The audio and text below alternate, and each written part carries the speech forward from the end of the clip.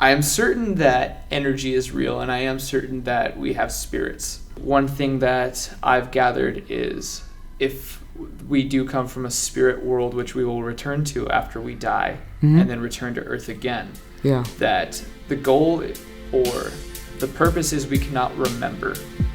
We can remember if we take the right steps and look within ourselves.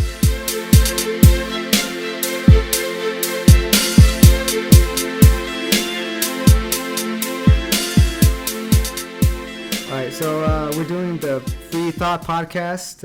I'm Johnny Fuentes, the host. This is number 4, and with me I have Nicholas. What is your artist name, by the way? None. None. None. Okay. Where did you get that name? You see, it came to me some years ago when I was just coming up with names. Yeah.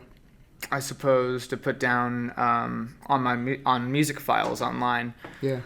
Since then, it's developed into an entire concept and even a deity, if you will, of my own creation that I build as time progresses. Yeah. Cool, man. Yeah, I thought it was really interesting. I was like, none. Like, well, what is this referring to? But then I realized, oh, that's the name of your artist name. Yeah, it's really interesting. And for me, like, I've gone through artist names as well because I do some music, but I've always like played with concepts like this, and you always end up changing things. But did that name just stick, or? It did. At first, I wasn't sure that that's what I would use. There was another time before I named the project or started going by the name None, as that is also my persona, my artist name. It's more than a persona, sorry, but at one point this started as an acoustic duo between a friend and I. Oh. And I had the idea of the name Dark Matter, although I felt that was a little too generic, if you will. It sounded a lot like other things I've heard, and I knew I wanted to come up with something else. Eventually that fell apart, and I wanted to continue with the same project or deeper into this acoustic sound that I was going for and I was leaning towards as I come from a black metal and death metal background.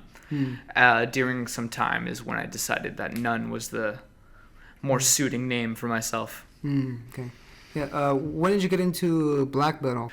I first started listening to black metal when I was probably about 14 or so, when I discovered Emperor, which is a pretty popular name out there. I had went and bought Wrath of the Tyrant from Rasputin, which is a local record store, and they're around the Bay Area. I'm not so sure they're farther out from there. I had found that one. And at first it was very lo-fi, you like you were saying, you either like it or you don't. I think it's just an acquired taste. It was very lo-fi. But over time, I discovered more. I started listening to Dark Funeral, and I was already into tech death. I was into shred guitar a lot at that time, and I got into death metal and extreme metal for the guitar work and the musicality. As I got a little bit older, 16, 17, I was far heavier into it. By the time I got into my early 20s, I was diving into neo-folk and ambient. And now noise as well. So that's where I am today. Are a lot of people doing noise, or is that something that maybe happened before, or is it catching up? What's the presence of that kind? Noise is fairly old. Yeah. There's some older artists I listened to that were from the late 70s, early 80s. Is it catching up? I wouldn't say so. I think that's kind of the thing that's very niche and not a whole lot of people will ever be into. Okay. It makes a lot of sense. Yeah, because I wouldn't really know the landscape of metal music. Would that be kind of like the overall term, or what would be the term? For the music I make? Yeah. I know, it's tough because you can't put it in a box, but right, exactly. You have to have some kind of blanket thing, I like to just refer to it as abstract. Okay, yeah, got it. And you've recorded one track so far, or? No, recently I just recorded Chaining Ethereal Comatose, it's my 4th single, although the 6th track that's out now. I have an EP called Infertile Temples of the Meditant that I released last year in 2018. I released Battlefields in December of 2018, and then I just released about 2.5, 3 weeks ago, Chaining Ethereal Comatose, featuring my buddy, who was also a bandmate of mine in a band I play in called Thangorodrim. We're an occult rock and roll band based out of here, San Jose. Yeah. And he played a guest guitar solo on there. Otherwise, I performed all the instruments, and I recorded at District Recording Studios. It's really competitive, right? I mean, there's some kind of music scene in San Jose in terms of metal, right? You want to describe it? Because I just hear a lot of things like maybe some artists aren't putting enough work and they expect a lot, or some artists putting a lot of work but they don't achieve as much. How is that? There's a number of artists that I can name that are from San Jose that I know are doing very well, such as Cold Claw. There's some good friends of ours, my bandmates and myself. They're doing fairly well. Slega is another bandmates of mine's side project, or his other project. They are based out of San Jose as well, I believe. There's a lot of people here, as you know, we're another major city, just like SF or Oakland. I've met a lot of people who don't really go too far, like you said. Maybe they're not putting in enough effort. They're not taking the right kinds of steps, and they're sticking into this little social bubble where they don't really expand farther out of the Bay Area. They might go from here to Oakland, but they don't, really try to go anywhere else. Have you played in other cities or? Yeah, many. How's that experience? Good. I've had only very few bad experiences playing shows. I used to play in a band called Plague Phalanx. With them, I've been to Chicago, and I played the Cathedral of the Black Goat Festival. Oh, wow. I've been to Arizona a couple times. I've been to Portland. And with Thangorodrim, we just recently went down to LA. Before that, right after that, we played Santa Cruz and then Mountain View. So I've played Oakland a number of times. I've played SF. Yeah. But when you play, you do vocals and guitar, or? For none, I have not yet played live, although I do look to be doing that fairly soon. I'm putting together a live act as we speak, and I have a drummer. For Thangorodrim, I just play electric guitar. We have a female vocalist. Okay. Actually. Oh, that's pretty cool. What's her name, or? Karina. Okay. Yeah. So is she going to be in the album too, or? She actually did do guest vocals for my last single that I released in December, Battlefields. Nice. Yeah. In terms of the drums, like, do you guys get a drummer, or how does that work? Or because I think some people use electronic drums, or is that going to catch on? Or? For Battlefields and my EP that I released, the drums are programmed, although I performed the drums acoustically on this latest single. Okay. For my album that I'm still working on to this day, I plan on using both, some programmed and some live. Okay. Yeah, because I'll do like instrumentals and beats on. I use Pro Tools for that, and I mean, for the most part, it's programmed because it's hard to really get like. I think that's really expensive to get a whole drum set and record and have actual live instruments in that. So in terms of, for me, it would be samples and programmable instruments. And would it be the same with you too? Like, what do you use to record, like the program?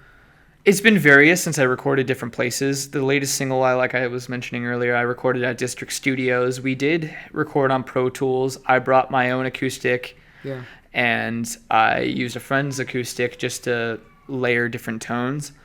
And when I recorded my EP, I actually recorded at home, with my roommate who had a home studio. Yeah. That, again, I used my own acoustic, and we programmed the hits through Logic. It came out fairly well. Yeah. It took some time to find the sounds that I wanted, but I knew as I was searching what I wanted. Yeah.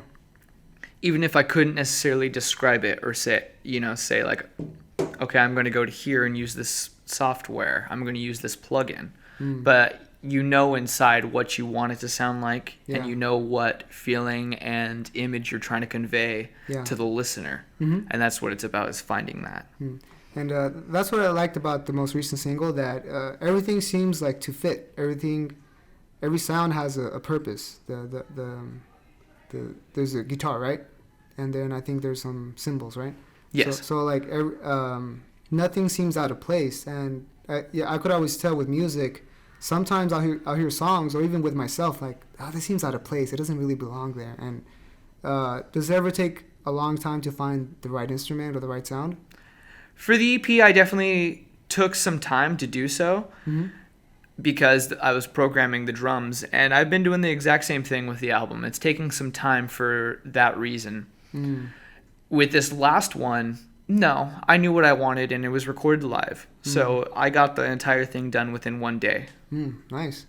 Yeah, sometimes good things come out of like a one-day session. Of course. Yeah, like sometimes you spend all this time and weeks and months, and like it'll be good, but in one day, sometimes the same thing could be achieved, and sometimes it's just like luck. Like it's crazy how like creativity works. Yeah. So something that, and also maybe as a suggestion to other artists, granted, I did go into the studio after recording Preproduction at home with the same bandmate that I mentioned earlier. He has Logic at home, and we recorded the song itself just so I can have it down and make sure I knew exactly what I wanted before going into the studio and paying money to book time and et cetera, et cetera. It just makes the process go by much faster, and you know exactly what you want. Yeah. I guess that's a really good way to plan out your recording time, because time is money, and I can't imagine doing it any other way. Like, you want to have something prepared and then go to the studio and then record it for real, because you're paying the guy money and all that. Yeah. Right. Not just that, but you also want it to come out the best way possible. You don't want to ever feel rushed because of it. And you want to know, well, you want to take the time to listen back to, let's say, this pre-production and think it needs this, or you want to change this. You want to know all those things. Yeah. I gotta ask, like, what are the themes that you guys are playing with? What you as an artist? Of course, every song is different, but ultimately the idea of None is a better version, or a more divine version, if you will, of myself and what I aspire to achieve. It started as, well, it is the dream that I've had my entire life of becoming something bigger than myself, and creating something that outlives even my own body in this life, this current life. That is who None is. Each song, of course, will be about a different subject. Chaining Ethereal Comatose, if I want to give an example, since it's my latest single, it's about multiple things. It's about being in a comatose-like state, of course. It's about being asleep. And it's always reminded me of, now, if you will, I'm going to use this metaphorically, there can be specific demons that want to pull me in and want to make sure that I do not leave the grip, no matter where I get to, no matter how much things can get better. Where are they trying to pull you towards? They can be various things. But normally, what I imagine, it's trying to pull you towards something that's not good for you, right? Of course. Yeah, something you're the opposite of your ideal. Yes, you could say.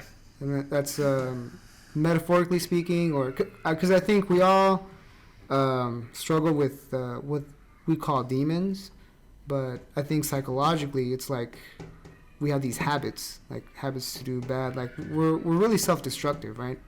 So I think in a religious sense, they're called demons, but psychologically they call them like bad habits. The idea of these kinds of things. Yeah. Demons are everywhere. Yeah. Like, do you believe in demons? Like, do you believe? Yes. Are you religious? Yeah. In a sense. Yeah. Okay. Same. I mean, like, because no one wants to be called like a religious person, because that comes with all these kinds of ideas, like do you believe in God? Like, do you believe in the afterlife? Like, what does it mean? So like, I don't want to put it in with anyone in the box, because I don't think that's the proper way to think about it. Exactly. But what do you believe? Like, in reincarnation, or because I mean, what do you think happens when we die? I am certain that energy is real, and I am certain that we have spirits. Now, there's information from all kinds of places that we can try to put together, and one person or one way will say that the other is wrong. Yes, you cannot be completely certain until you die. Yeah. And one thing that I've gathered is, if we do come from a spirit world, which we will return to after we die, and then return to Earth again, that the goal or the purpose is we cannot remember. We can remember if we take the right steps and look within ourselves, our past lives. Yeah, because I believe in past lives too. Like, I'm not saying that it's true, because there's no way to prove it, but I have a gut feeling that that's the order of things. And also that every time we die, maybe we learn a little bit about. If we learn lessons, we take a little bit of that with us on our next life. Of course. Possibly. That's the goal of Earth. Yeah. From what I've gathered. Okay. How did you gather that? Various places over time. No. No, I haven't touched psychedelics for some years now. So, quite over that. I guess just growing. Maturing, yes, and when you start to think about it, and when you do start to look into it, you start to see it more everywhere you go, and you start to see it more in people. The good and the bad. Okay, yeah. Comatose, is that a positive thing, or? No, I definitely, speaking in this track, it was definitely talking about more of a negative thing, more of a dark thing. Submission. It's about submitting to yourself. Going back to some of the lyrics. Chaining ethereal comatose, the hypnotic abstract. Overindulgence and a binding submission. Okay, interesting. It always reminds me of a time where every single day, all day, every day, drinking cheap vodka, because that was my liquor of choice, and waking up, doesn't matter how hungover, doesn't matter what I have to do, and having that bottle right next to me and then drinking more of it. Yeah. You're sober now, or? Yeah, I stopped drinking a few months ago. Congratulations. Thank you. Yeah, because drinking is a bitch, I mean, it's very satisfactory, but then, like, and as you get older, it's never ending. Yeah, it's never ending. As you get older, like, your body doesn't recover as fast. When you're younger, it's all fun and games, but then when you're older, you just can't do that anymore, So that's good. That's a good part of maturity. Exactly. What made you, like, stop? It took many years, and I suppose you never know exactly when that final straw is going to be had. Yeah. But it was. It had just happened, and this time, I suppose I gathered that strength. Or it's been fairly easy, to be honest. It was just, I finally just felt being ready. Yeah. It was done. And it's so strange how, like, it's really poisonous and addictive, but it's really normal in our society compared to, like, marijuana or these other drugs. It's one of the worst. Yeah. It's terrible. And so cheap, available, almost at any given time, almost. And I think they're trying to expand the time they could serve liquor in San Jose. So I've heard, till 4 a.m. or something. I don't know if that passed. You don't know? No, I'm not sure, but I have heard about that. Yeah, these articles online, and Jesus, I just keep thinking that's gonna bring down our society just a little bit. Yeah. just for that little taste of elixir, the elixir of knowledge. Yeah, knowledge. Yeah. I mean, so we like to think. Definitely see it everywhere you go to. You can't escape it. Yeah. You smoke weed too, or? No, not so much. I stopped when I was a little bit younger. It doesn't work for me anymore. Yeah. I eventually just I guess it's too much sometimes. I mean, when you're younger, it's more easier, but then as you get older, your body doesn't take it the same anymore. And yeah, I mean, I used to smoke more, but I barely smoke now. For me, it probably started when I was about 16 or 17 or so, when I started getting a little bit stronger. and clubs were, I suppose, a little bit more popular. They're appearing everywhere. Everybody was getting their cannabis cards. Yeah. And they started doing hash more. This is before like all the wax pens and stuff, but it was probably about that time it just stopped working for me. It's just too much. Okay. As in not Stop working like it just. Like you're not getting the high that well, no, I don't enjoy it anymore. Okay. Yeah, that makes sense. Yeah. When's your next show? We have some booked in September for Thangora Drum. We are playing a festival in Cupertino at the X Bar at Homestead Lanes. Yeah. We're doing that, and then I believe there was one more that my bandmates were talking to whoever about, and I'll learn more about that pretty soon. I'll have it posted up online. Okay. Yeah. And the song with that single, when is the album going to come out? You know, I would really like to have the album done by this year. Yeah. But I also want to make sure it gets the right kind of leverage, the right kind of stepping stones for it to be heard. Okay. You know, I've been doing most of this by myself. Yeah. And it's fairly tough. I'm glad I'm doing something like this because it's more local. Yeah. As well. I've done a couple other interviews from Corners Unknown, which is based out of Portland. I've done one with Colt Cat Webzine, which is based out of SF, I believe she's based out of. Yeah. And now I'm doing this, which is hometown San Jose. Right on. So, you know, I'm looking to reach out or build a little bit more of a following around here rather than just online. And I'm also looking to reach out to management and other labels, as well as I'm using Ritual Sound, which is a label based here in San Jose. So that way the album can be heard by the right people. It can be heard by more people. It's something that I've dedicated my entire life to, and I don't plan on wasting that. Got it. Yeah, man on a mission. Yeah. And I gotta ask. So you collaborate with other artists, but most of it, your work is just you, right? Of course. But I think if you have other artists, like maybe they can do instruments, or how does that work? Like, or are you gonna play all the instruments, or? Definitely. Or do you mean for live? Yeah, live. Yeah. For live, maybe it will end up just being me, but I would like to have other people up there with me to complete the theatrics, if you will, the stage itself.